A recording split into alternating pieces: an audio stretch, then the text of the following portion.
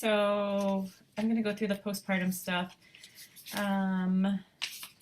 Postpartum. So think about, we've talked about antepartum, we've talked about intrapartum. So remember, antepartum before pregnancy, intrapartum, before antepartum, before birth, interpartum during the labor and birth process, and then postpartum is going to be that period afterwards. Okay. These are slides just to remind you. Hopefully, you guys finish those course point assignments. But postpartum, so it's the 6-week period after birth. So we call it kind of the fourth trimester, which really doesn't make sense. Trimester is 3, but fourth trimester. So all those things that we talked about in antepartum, especially, and then all those things that occurred during labor. So it's the body's way of kind of trying to bring itself back to normal. So that retrogression of all those bodily changes that occurred to help prepare for the pregnancy, the labor, the birth, all those changes that occurred during the birthing process, the body's trying to come back to a little bit of a normalcy. So things that need to occur majorly is going to be that involution of the uterus, okay, and that kind of contraction of the uterus where it shrinks back down to size, the vagina if they delivered vaginally coming back down from the labor process. And then we have some progression though also. So milk production, resumption of menses, beginning of all those parenting roles and things like that. So these are just some of the main things that occur throughout the body. The biggest thing that we need to focus on, one of our biggest assessment factors of a postpartum patient is going to be the uterus. 9 times out of 10, this is going to be your priority.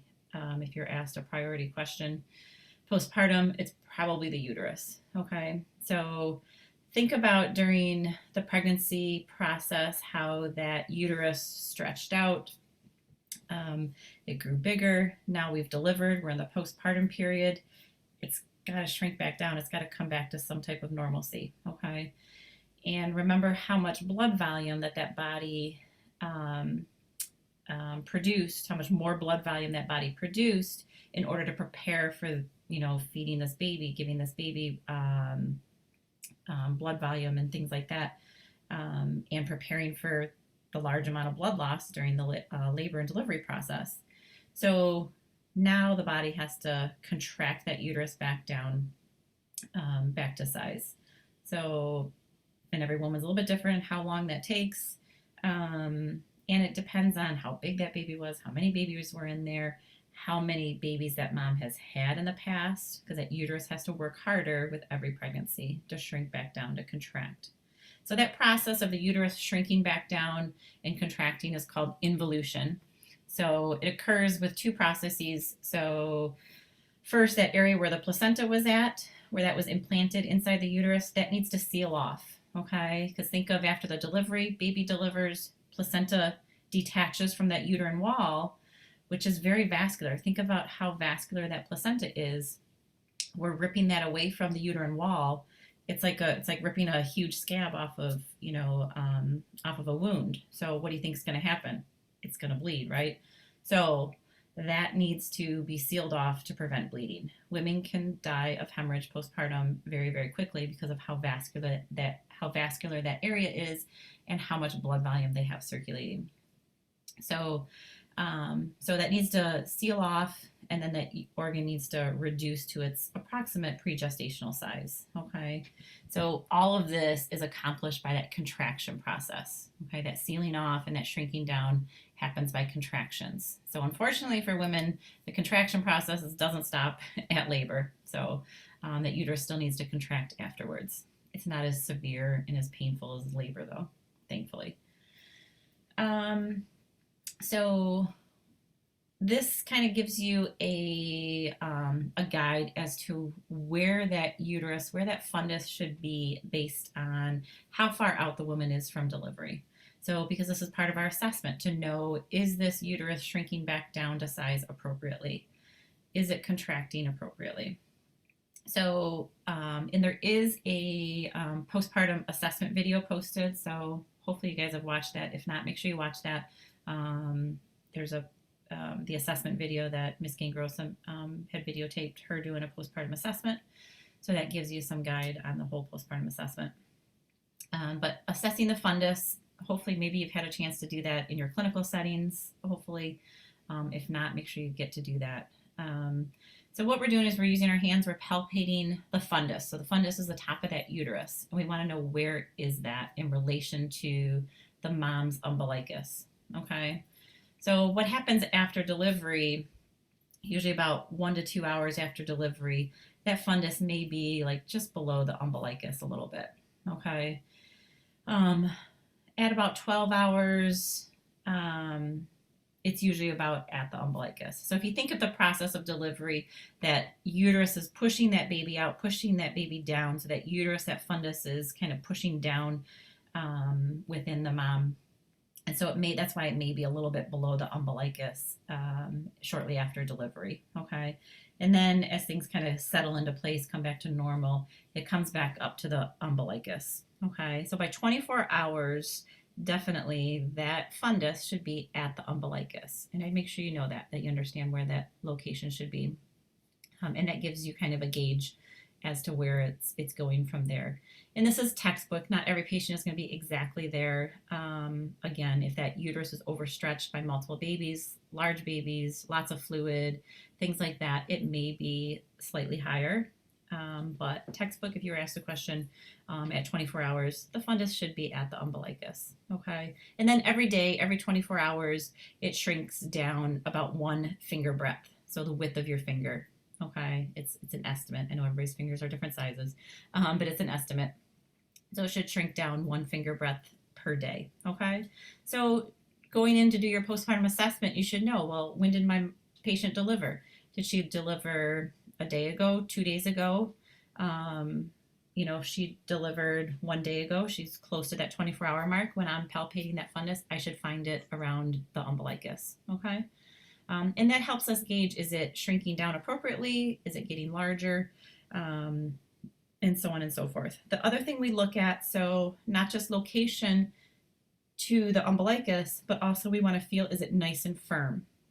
So when you're palpating the fundus, that uterus, it should feel like a grapefruit or kind of like a large softball. So it should feel like a hard ball in there. That's what we want to feel, because remember that uterus needs to contract to accomplish those goals of sealing things off and shrinking down, okay? Otherwise that mom will bleed. So we're feeling location, we're feeling firmness, okay? We want to note that it's nice and firm. If it's not, we call it boggy, B-O-G-G-Y. I don't know who came up with that word. No, I don't know. But so it's, they say it's boggy, which just means that it's uterine atony. So you think of a muscle that doesn't have any tone. So it's uterine atony, okay? That we do not want to feel, okay? We want it nice and firm. And then we note the location within the abdomen. Is it nice and midline in the abdomen, or is it just displaced off to one side or the other, okay? When the uterus gets displaced off to one side or the other, you also risk hemorrhage, okay? So something that could cause that, typically the most common reason is going to be because the woman's bladder is full. So if her bladder is full, just think of your anatomy, think of the location of where the uterus is in here. Think of where the bladder is down below that. If that bladder starts getting full, it's going to push and displace that uterus, okay? And if that uterus gets displaced, it cannot contract appropriately, okay? So ultimately, you'll probably end up with a boggy or a soft fundus, and then which will lead to hemorrhage and bleeding, okay? The uterus is a really finicky organ. It needs to be nice and firm. It needs to be nice and midline in place in order for it to function properly, okay? All right, and then usually about, you can palpate this until after about day 9 or 10 after delivery, okay?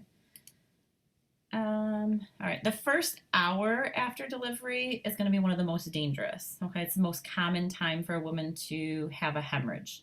It's not saying that they can't hemorrhage any other time. It's just saying that's the most dangerous. Okay, they can have a postpartum hemorrhage during that entire postpartum period, that entire 6-week period. Okay, but the first hour we really need to watch them closely, and that's why we do. We monitor vitals every 15 minutes. We're assessing that fundus every 15 minutes in that first hour or more if we note a problem. If the uterus becomes relaxed, it's called boggy. Okay, or you can say atony. Okay, and again, this can result in rapid blood loss. The contractions that the woman feels after delivery, so this contraction process, this involution process, is called after pains, we call it. So women may complain of that, like, gosh, I thought labor was over, but they're still feeling those contractions, and that's normal. That's actually a good thing. They'll usually state that they're feeling this more often when they're breastfeeding, because breastfeeding stimulates that hormone, oxytocin, to make that uterus contract. Okay. All right. So one thing to keep in mind with uterine atony, which we do not want, so it is the most frequent cause of hemorrhage. Okay. If we palpate that fundus and we feel it's boggy, we have uterine atony, it's soft. The first priority we're going to do is we're going to massage that uterus. Okay, if it is nice, if that fundus is nice, or I'm sorry, that uterus is nice and midline but soft, boggy, we're going to massage it. Okay, it's a muscle. The uterus is a muscle. If you irritate a muscle enough, it should contract. Okay, so that's why we're massaging it pretty strenuously. We're just in a circular motion massaging the top of that fundus, okay, and hoping that it'll irritate that muscle and make it contract, which should slow down that bleeding. Okay. Women who are at higher risk of postpartum hemorrhage are going to be those women who have had that uterus overstretched multiple times. So people who maybe this is their, second, third, fourth, fifth, whatever pregnancy. So the more times that uterus has been stretched, it struggles to contract back down. So those women are at higher risk for hemorrhage. Like I said, large babies, lots of fluid, things like that, multiple babies, twins, triplets, stuff like that, those patients are at higher risk of having this uterine atony and resulting in hemorrhage. Okay. Again, this is one of the most important causes of maternal mortality associated with childbearing. Okay, if women are going to die in childbirth, it's typically going to be due to postpartum hemorrhage. Okay, so this is something we take very seriously. We do a lot of training in this. We're identifying more of those patients that are at higher risk and trying to intervene a lot sooner and quicker than we used to. If a woman's blood loss is greater than 500 milliliters with a vaginal delivery, or greater than 1,000 milliliters with a C-section, they're automatically categorized as a postpartum hemorrhage. It doesn't matter if they're symptomatic. I'm sorry, excuse me. It doesn't matter if they're symptomatic. Just by blood volume loss alone, they categorize right away into postpartum hemorrhage. Okay. So think about that. A woman could have a C-section and lose 1,000 milliliters of blood in a very short amount of time. A C-section is a very short case, usually about an hour long, to lose 1,000 milliliters. So remember, these pregnant women, their body has prepared for this large amount of blood loss. Okay, the typical normal person, non-pregnant person, their body couldn't handle a loss of 1,000 milliliters of blood in such a short amount of time without being compromised, right? You're going to see them, they're not going to be hemodynamically stable, okay? But pregnant women can handle that, okay? But, however, they reach a point where it can change very quickly, okay? They may be fine, and then their body's like, okay, my body can't handle it enough. I've used up all my reserves, okay? So we need to watch these patients very, very closely. But the body is amazing at how it can handle such a large blood volume loss. So again, that first hour is the most critical, but it can happen anytime during that first hour up to this whole 6-week postpartum period. And then we talked about uterine atony being a cause of postpartum hemorrhage, but this lists a few other causes of hemorrhage. Okay, so lacerations can occur. So from a vaginal delivery, they can have some type of laceration. Patients who have had traumatic deliveries, like your vacuum and forceps deliveries, where they're having to help that baby out causes a lot more trauma to that vaginal area. So patients can get hematomas and things like that in that area. Those lacerations, again, that area is very, very vascular, so it can bleed very quickly. Hematomas is something to make sure you pay attention to your assessments of.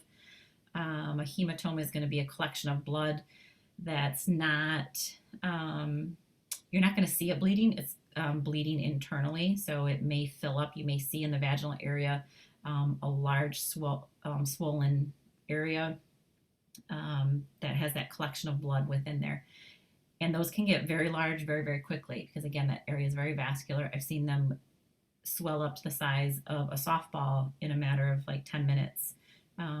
So not always that bad, but it can happen. So if you have a patient complaining of intense vaginal pain, or they're feeling when they wipe their perineum, they're feeling like a hardened or largely swollen area, we definitely need to look at that right away. Okay, so we don't want that to be a hematoma, which can lead to a hemorrhage. Retained placental fragments can occur. So you will see after delivery, after the placenta is delivered, the healthcare provider will take a good look at that placenta, make sure it looks like it's all intact, like there's not any pieces missing. Because if they're missing, where are they going to be? They're going to be inside of the patient. Okay, and if there is anything retained in there, if there are things left in there, again, that uterus is a really finicky organ. It can't function. It throws it totally off, so it can't contract appropriately. So it's going to lead to typically that uterine atony and get that patient bleeding and cause a postpartum hemorrhage. Okay, we don't want anything left in there. And then DIC, disinseminated intravascular coagulation, where a patient uses up all their clotting factors. That's much more rare, but it is a cause of postpartum hemorrhage. Kind of backing up to that uterine atony, one of the main reasons of uterine atony could be that bladder being full. So remember I talked about if that bladder gets full, it displaces that uterus. Okay, so part of your assessment needs to be location of that fundus, not just the firmness. So make sure you understand, if you were the nurse and you're assessing a patient and I am palpating that fundus and it is displaced off to the side, your first priority is going to be like, hey, when did this patient last go to the bathroom? When did she last pee? Even if she has a Foley catheter, don't assume that that bladder is empty. Sometimes those need to be manipulated. They're kinked a little bit. They're not flowing by gravity as well as they should. So make sure that bladder is empty, because if that bladder fills up, it's going to displace that uterus. It's going to keep it from contracting, and the patient's going to bleed. Okay, so you have to fix the cause. So if I felt that boggy uterus, I can massage it all day long. Okay, it's not going to fix the bleeding unless I fix the problem of the bleeding. Okay, does that make sense? So if it's a laceration, I need to repair it. Otherwise, they're going to keep bleeding. If it's a full bladder, my priority needs to be empty the bladder, because if I empty the bladder, it's going to get that uterus back in the right location and allow that fundus to firm up and control that bleeding. Okay, so you have to fix the underlying cause of it. Okay, that is going to be your priority. So make sure you understand that. All right. How do they fix the retained placenta? Like, how do they get it out? So the placenta, on a vaginal delivery, the placenta should come out on its own. So just by that contraction process, it releases itself from the hormone changes in the contraction process. It should release itself. Sometimes they have to help it along. Very rarely do they need to go back up in there and take it out. Sometimes a placenta can be in a creta, things like that, where it's implanted too deep into the uterus and then they need to surgically remove it, but that's pretty rare. And then in a C-section, they manually remove it. So they take it out manually with their hands. Okay, thank you. Yeah, absolutely. All right, so the bleeding, the part of your assessment that you're looking at the patient's bleeding, that blood is called lochia, okay? So, and it goes through 3 different phases, rubra, serosa, and elba. Usually in the hospital setting, so during clinicals, this is what you should be seeing, is this rubra color lochia. So it just contains some blood, decidua, mucus, things like that, okay, for the first 3 to 4 days. And it has a red color to it, okay. Serosa, it moves to that usually around day 4 to 10, and that's kind of like a brownish pink color. And then it moves to this elbow, which is like a yellowish color, okay, which can last up to 6 weeks, okay. So this is what you should be documenting if you're documenting assessments and things like that about your lochia. We want to note, is it the appropriate color, okay? C-section patients are going to have a little bit less lochia, less bleeding, just because after the C-section, like they're manually removing that placenta, they're also manually going in, usually with a sponge, and wiping the uterine lining to make sure there's no placental fragments, there's nothing left in there, and wiping out a lot of that blood, that decidua, that mucus and stuff that normally in a vaginal delivery will have to expel itself on its own, okay?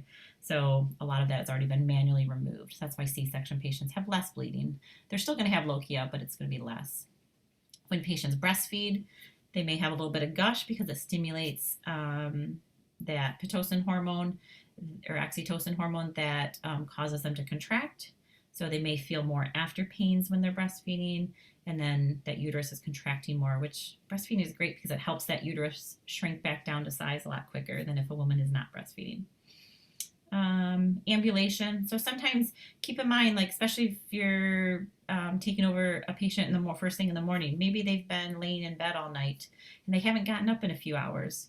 So any of that lochia that's been being expelled from the uterus is just kind of pooling in that vaginal vault, that vaginal area. And then when they stand up, a lot of times gravity just, it looks like they're hemorrhaging, but it's just all that lochia that's been sitting there in the vaginal area. Okay, so be mindful of that if you ever get a patient up. Take a peek at that. Don't always freak out. Oh my God, they're hemorrhaging. It should stop after that initial gush. Okay, but if it's continuing, yeah, we maybe are hemorrhaging. Okay. All right. Lochia, we look at the amount of lochia on the pad to make sure they're not hemorrhaging. And we just look at the sizes of the stain on the peri pad, this sanitary napkin. So we say it's scant if it's about a 1-inch stain within an hour, light or small, about a 4-inch stain, moderate, about 6 inches, heavy or large, it's going to be that pad saturated in an hour. And that's concerning. Okay, this is an indication of a hemorrhage going on. We do not want to see this. Okay, so these would also be signs and symptoms for the patient to report to us, and things that we would want to report to the healthcare provider if we were assessing this. If I know my patient changed their pad less than an hour ago and I see it saturated, that's a concern. Okay, you want to notify somebody. Also, if you see any large clots, sometimes they can initially have a few little smaller clots, is common, especially within that first 24 hours. However, clots larger than the size of a golf ball, that's too much, that's too big, okay? So again, that is something we would report to the healthcare provider, and we would also want to teach our patients, especially after they go home, things like that, or even while they're in the hospital, to report any clots they see that are larger than a golf ball, okay? We're usually not weighing peri pads and things like that unless they have been categorized into a postpartum hemorrhage. Then we're going to start weighing things. Okay. You don't have to know this volume. The 500 milliliters is a pound or whatever. Don't worry about that. It's just kind of to give you a visual of it. All right. And then, so that's kind of a little bit of your assessment pieces. But think of all those other reproductive adaptations that occurred for the pregnancy, for labor and delivery. Now we're kind of trying to go back together. The vagina and the perineum, if they had a vaginal delivery, it could take 6 to 10 weeks for that to kind of return to the pre-pregnant state. It's important to teach your patients how to do Kegel exercises. And if you're not familiar with what those are, it's teaching the women to just contract that pelvic floor, those pelvic floor muscles, kind of like they're trying to prevent themselves from peeing if they got to go pee real bad.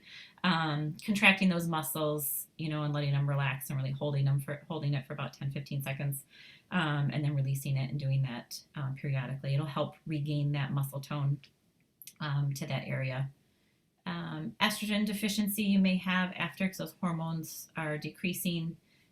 That built up during pregnancy, so there may be less lubrication, thinner vaginal mucosa, so sexual intercourse can be a little bit painful. Typically they want them to wait about 6 weeks after delivery to have any sexual intercourse, though. Let's see. Cardiovascular changes. These, again, that cardiovascular system really did a great job at preparing for all this blood loss and prepared for perfusing another human being, a baby within that mom, right? So through the placenta.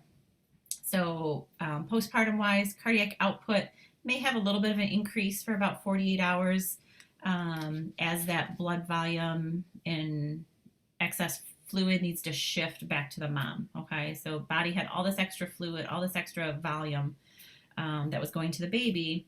Now that umbilical cord is cut and you have that decreased pressure on those vessels as that blood returns back to mom. Okay, it's got to reshift back to mom. So remember at term of pregnancy, so when a mom is about term, between that 37 weeks and beyond, blood volume has increased by about 45% from their pre-pregnant state. Okay, that's almost half of their original blood volume that they have increased by. So it's a lot of extra blood volume that the body's like, oh my God, I don't have anybody to give this to. What am I going to do with it, right? So body's got to get rid of it, and they do that through diuresis and diaphoresis. Okay, so you're going to see a lot of sweating and a lot of peeing. Okay, urine output can be up to 3,000 milliliters a day. Is totally normal for these patients. So your patient may be complaining of, gosh, am I having like hot flashes, like night sweats, things like that. It's just that body getting rid of that fluid. Okay, it's a good thing. Okay, and just having to pee a lot. We want to make sure they're emptying their bladder. So think about if they're need to get rid of a lot of this fluid, and part of that is through diuresis. We want to make sure our kidneys are functioning well. We want to make sure that the patient is urinating well and frequently. And emptying that bladder so that they can get rid of that excess fluid. Okay, so we want them to get rid of that excess fluid. We also do not want that bladder to fill up, right? And if we think they're going to be producing a lot more urine, we need them to be emptying their bladder kind of frequently. So maybe every 2 to 3 hours, having them get up and go to the bathroom so that that fluid can come out and it's not filling up and displacing that uterus, which ultimately could lead to postpartum hemorrhage. Remember, if that that uterus gets displaced, okay, because of a full bladder. Patients pregnant and postpartum, there's still an increased risk for thrombus formation. So making sure they understand those risk factors, signs and symptoms of DVTs, those deep vein thrombosis. So that's part of your discharge teaching. It's part of your education within the hospital. It's part of your assessments. Assessing, do they have any pain, redness, swelling in the back of their calves, anything like that. Definitely they want to report, or you would want to report and investigate. If they're ever short of breath, they need to go to the emergency room immediately. That's a sign of a blood clot that's traveled to the lungs, okay, a PE, so we don't want that. Blood values, something else important to make sure you understand. WBCs increase initially after delivery. Usually it takes about a week, about 6-7 days for those to return back to normal, okay? Normal pregnancy average WBCs are around 12,000. However, in this 6 days after, WBCs of a postpartum patient can increase to 20 to 25,000, okay? So that's a lot. I'd make sure you know that. I'd make sure you understand that.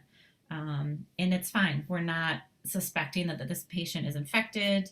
This is just the body's way of reacting and responding to all those changes and trying to bring itself back to normal. So that is normal. 20 to 25,000 is normal.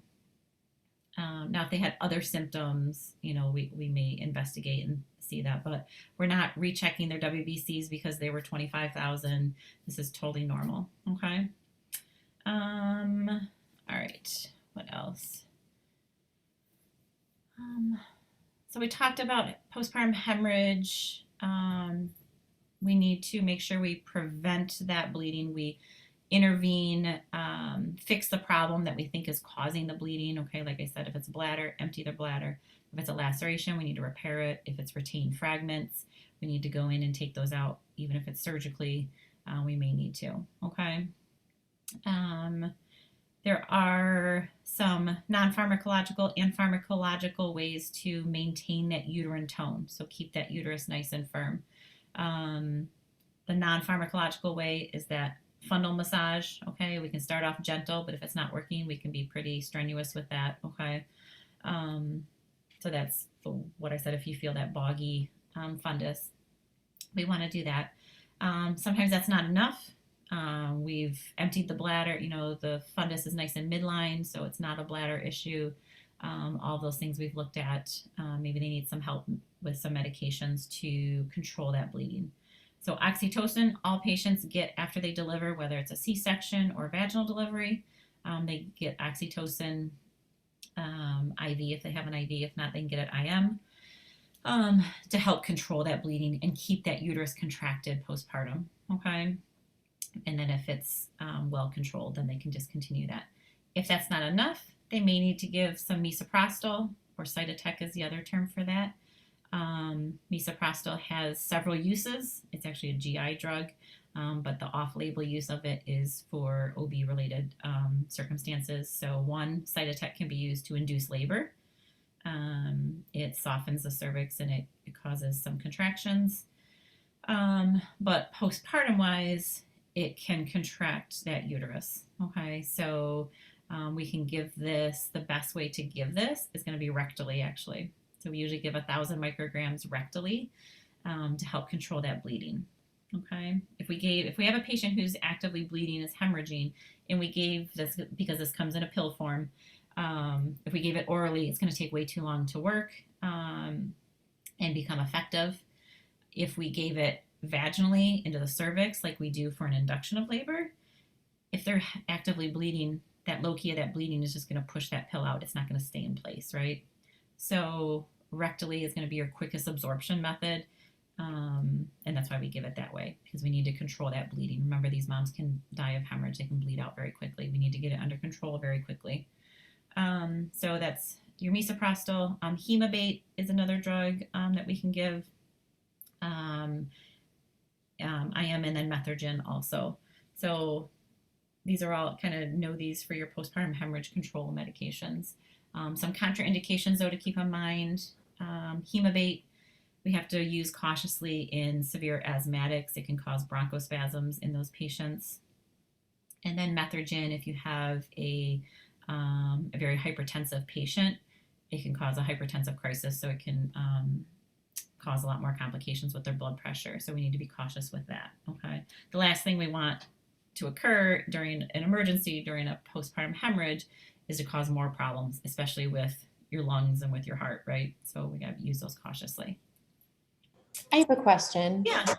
So is it standard policy that like one of the drugs is always given? Because that's what I thought I heard you say that. Yes. Oxytocin is always given. So if in like a home birth situation, if there's, someone's doing a home birth or like a birthing center that's not a hospital situation, is it just something that's given standard no matter where you are, or? It is standard across the board for any patient that delivers to administer that. I mean, if you're talking like a lay midwife and things like that who doesn't believe in that stuff, I mean, obviously they're not going to do that. But standard across the board, they should get some type of oxytocin. Some of the birthing centers, a lot of them don't require the patients to have IVs, so they may not have an IV source, so they can give it IM afterwards. It just depends on if they are a medical midwife working out of a accredited, supported birthing center, then yeah, they're going to get typically that oxytocin afterwards. Yes, they should. So. All right, thank you. Yeah, I never knew that. So. Yeah, no, that's a good question. All right, and then we look at kind of some vital sign changes that can occur postpartum. So temperature can increase for about 24 hours, and typically this is related to dehydration of the mom. So it can increase up to 100.4, okay? Anything greater than that is going to be considered febrile. It's going to be considered a fever. Okay. So, but keep that in mind. You can have a temperature, 100.1, 100.2, 100.3, and we're okay. All right. But if it starts going past that in that first 24 hours, okay. After 24 hours, we should not be seeing that. Okay. Make sure you know that. Pulse, it may initially increase a little bit, but that as that cardiac output increases a little bit, but things to keep in mind, so that rapid, thready pulse, things like that. So, be concerned for shock, signs of shock, and things like that. Looking at your blood pressure. If we have a low blood pressure, right, we're thinking maybe bleeding, shock, stuff like that. Okay. If the blood pressure is increased, we're thinking maybe preeclampsia, which we haven't talked about yet, but it's just a elevated blood pressure and protein going on in a woman. Okay. Pain, obviously, it's your fifth vital sign, right? So we want to pay close attention to that and make sure we are relieving those discomforts. Okay. Whether it's through some medications, mild analgesics, things like that. There's usually some creams and sprays and stuff, things like that. Most hospital settings have to help relieve some of that discomfort. Ice, which actually now at Beaumont Farmington Hills we have to have a doctor's order for ice packs to that area, which we never used to. But Kegel exercises can help to regain that muscle tone, which surprisingly, not having muscle tone in that area can make it more uncomfortable. So. And then sitz baths, where it's just kind of like a flow of some water fluid in that area. It's just kind of soothing. Or using a squirt bottle filled up with warm water and spraying on the perineum helps with those discomforts. Okay. All right. Hormone, I'm not going to go into too much detail about the hormones and stuff, but those are obviously going to return back to normal. Ovulation, menstruation will return back to normal. Eventually, everybody's a little bit different, depending on if they're breastfeeding or not, as to when that comes back to normal. One thing I do want to mention, though, about the hormones that I want you to understand. So again, after delivery, those hormones decrease. Two main hormones come into play when a woman is breastfeeding, though. So prolactin and oxytocin. So, and how that works is prolactin is going to initiate milk production. Okay. So prolactin initiates that milk production in the breast, and then oxytocin is what helps with that letdown effect, allows that milk to kind of come out, and then that baby needs to suck. So it's like a 3-part cycle that needs to continue and occur in order for milk production to continue. So if either baby's not sucking on the breast, or we're not pumping, stimulating the breast in some fashion, these hormones are not going to be continued to be utilized, and we're not going to have milk production. Okay. So prolactin, like I said, initiates milk production. Oxytocin allows for the letdown effect of that milk. Okay, and then that baby needs to suck, or the breast needs to be stimulated. All right. Sometimes it can take a couple days afterwards for these patients to have bowel movements. It just kind of depends on their normal habits and how much, narcotics, anesthesia, things like that, medications they've had, how well hydrated they are, and things like that. Like I talked about, urine output of 3,000 milliliters a day is normal after a couple of days. So keep that in mind. Remember, we want to make sure that bladder stays empty. Okay. They're going to be at risk for UTIs if they've had a Foley placed. They can still be at risk for UTIs just even after a vaginal delivery, even if they never had a Foley or a straight cath done, just because those changes in the of the kidney, the ureter shapes and things like that. Let's see. So integumentary system, so kind of those changes that occurred in the skin, those should start to decrease. That linea nigra, that line that usually goes down the, kind of from the umbilicus down, straight down the center of the woman's abdomen during pregnancy, that should start to fade, things like that. If they had some of these skin conditions during pregnancy, due to those hormones that increase during pregnancy, now that the hormones are decreasing, these should start to fade and go away. Okay. unfortunately, these stretch marks end up sticking around usually. Labs. So these are some common postpartum labs. Not everybody has all of these done. It just kind of depends on the institution. Risk factors. Do we have a large amount of bleeding and things like that going on?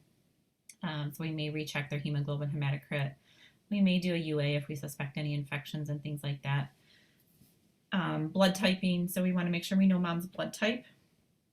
So if mom, remember we talked about Rh negative moms getting RhoGAM when we did our antepartum content, getting RhoGAM during pregnancy, usually around 28 weeks.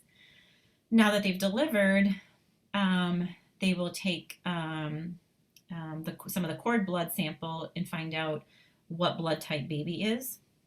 And from that, we will decide if mom needs to get another dose of RhoGAM postpartum.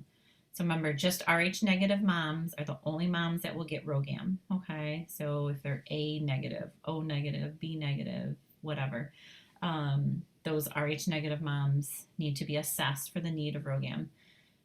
If baby is found to be a positive blood type, so Rh positive, which is opposite of mom, then these moms need to get RhoGAM, another dose of RhoGAM within 72 hours of delivery. And this helps to prevent that body from developing antibodies against that baby's blood type that was in her, any mixing of that blood that occurred maybe at delivery, and helps prevent those antibodies from being in the system if the mom gets pregnant again. Okay, so it helps for the future pregnancy or possibility of a future pregnancy. Okay. All right.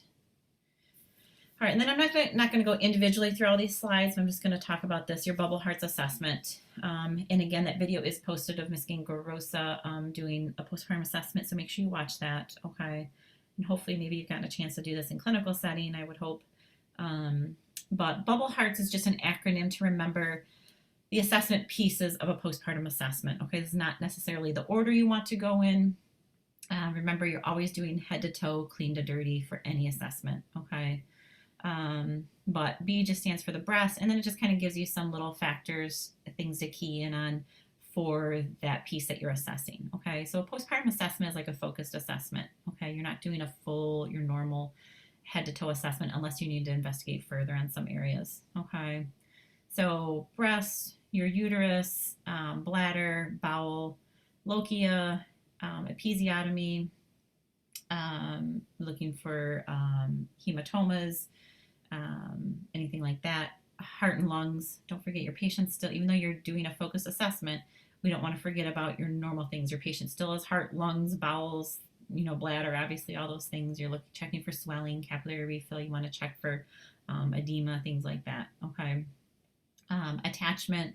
So obviously this is not something that your attachment and some of these other things, you're not specifically asking these patient things. It's part of your general survey, part of your assessment throughout the day.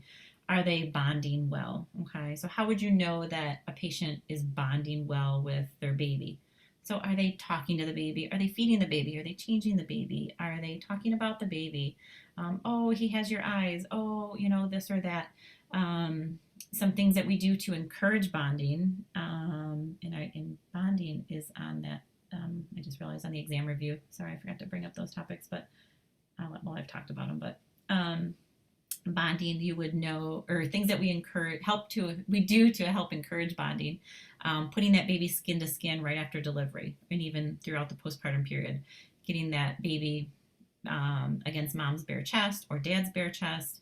That skin-to-skin contact helps with bonding,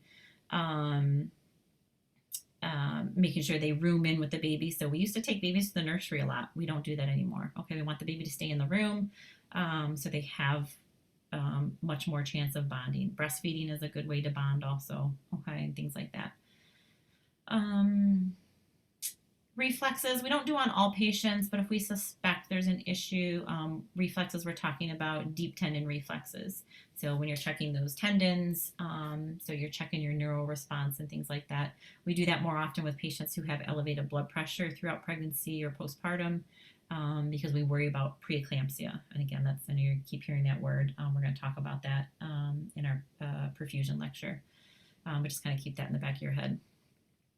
Teaching is ongoing. Remember, teaching should begin from day one, not when your patient's getting ready to go home and actually giving them their discharge paperwork. Okay. When you assess a patient, educate them on why are you assessing their fundus. Okay. Why are you causing pain and pushing on my abdomen, right? Explain to why. Why is the importance? It's important to make sure it's contracted, it's in place, so that she doesn't bleed too much. Okay. If you explain why you're doing things, it's going to help your patients allow you to do it better. Okay. Satisfaction, sadness, safety. So, again, do you hear them, communicating those factors? Safety, is baby sleeping with mom in the bed like they shouldn't be? We need to correct that. Safe sleep habits, babies, in the crib by itself, no extra blankets and stuffed animals and fuzzy things in there. And then some of those hormones will change. So, sadness, we're looking at any signs of those postpartum blues and postpartum depression. Postpartum blues is pretty common. They may, be tearful here and there, but when it extends beyond that 2-week period, we start to be concerned about postpartum depression. So just educating them on those factors. Okay. All right, so all the other slides just go through that bubble hearts assessment. So if you're unsure of it, you can go back and look through those. These are some of your psychological changes. This is called the Rubin stages. So it's called taking in, taking hold, and letting go. And if you have filled out that postpartum care form in clinical, you'll see this. What Rubin stage are they in? And this is what it's asking. So taking in is just kind of like a time of reflection. You'll hear that patient kind of talking about that process, the labor, the birth, and things like that. They're still pretty dependent on people helping them and caring for them and stuff. And this can take up to 2 to 3 days, but some people go through this stage a little bit quicker. Taking hold is like actually the best time to educate a patient. It's when they start to initiate all those actions. They have a lot stronger of an interest in caring for that child. They're less dependent.